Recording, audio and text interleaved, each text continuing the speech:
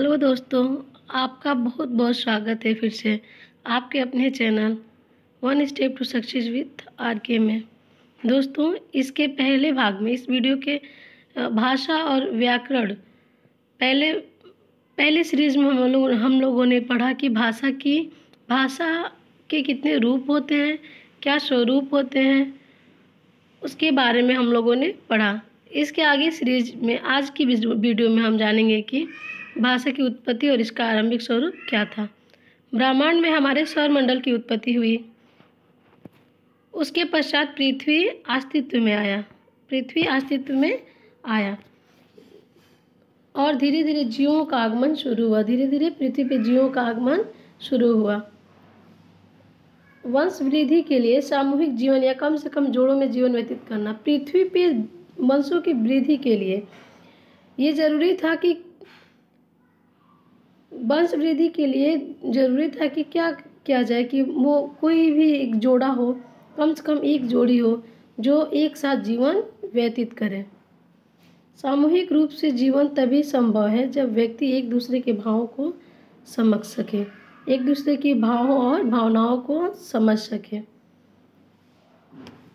पृथ्वी पर जीवों द्वारा एक दूसरे की भावों और भावनाओं को समझने के लिए इशारों, संकेतों व आवाज़ों, ध्वनियों का प्रयोग हुआ। यानी पृथ्वी पर जब जीवों की उत्पत्ति हुई और जो वो जोड़े में रहने लगे तो उनके लिए क्या था कि वो अपने भावों को और भावनाओं को इशारों से समझते थे, संकेतों के माध्यम से समझते थे और वो आवाज़ों, ध्वनियों का प्रयोग करते थे। संकेतों से समझ के और बोलते थे और उनसे ध्वनियों का रूप भी देते थे।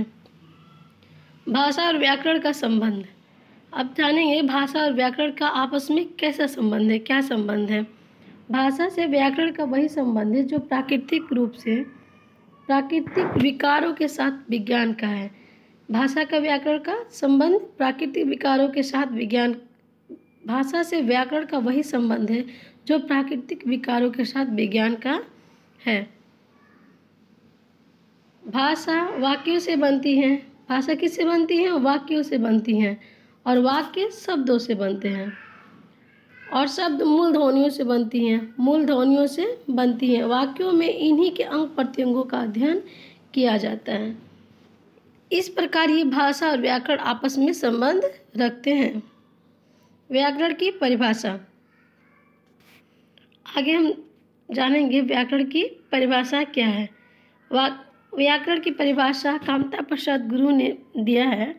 उन्होंने कहा है कि जिस शास्त्र में शब्दों के शुद्ध रूप और प्रयोग के नियमों का निरूपण होता है, जिस शास्त्र में शब्दों के शुद्ध रूप और प्रयोगों के नियमों का निरूपण होता है, वे क्या कहलाता है? वे व्याकरण कहलाता है।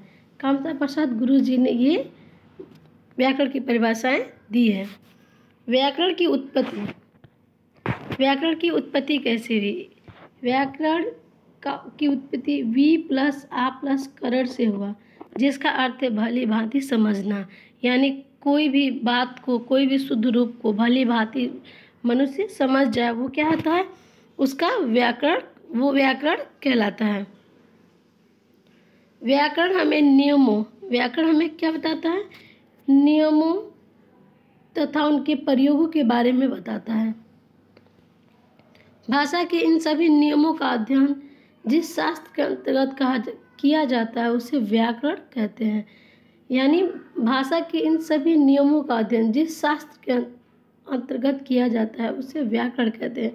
इस प्रकार हम कह सकते हैं कि व्याकरण वह शास्त्र है जिसके द्वारा भाषा का शुद्ध व सर्वमान्य या मानक रूप बोलना, समझना, लिखना व पढ़ना आता है। यानी व्याकरण वे कहलाता है जिसके माध्यम से हम भाषा का एक शुद्ध रूप देखते हैं और उसका सर्वमान्य, जिसे सभी मान्यता देते हैं। सभी यानी कहने का अर्थ है विद्वानों ने और शास्त्रियों ने इनसे शुद्ध रूप माना है।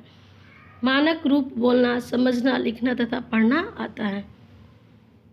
व्याकरण का ज्ञान प्राप्त कर कोई भी व्यक्ति भाषा का उचित एवं प्रभावशाली प्रयोग कर सकता है। यानी व्याकरण का ज्ञान जिसके पास शुद्ध से रहेगा वो व्यक्ति उचित एवं प्रभावशाली यानी इफेक्ट डाले, उसके भाषा किसी दूसरे व्यक्ति पे इफेक्टेड हो, भाषा के मानक रूप का ज्ञान देकर उसके सही प्रयोग तथा भाषिक तत्वों का विश्लेषण हमारे विचार को स्पष्ट रूप से दूसरे पर प्रकट करने की सहायता प्रदान करते हैं।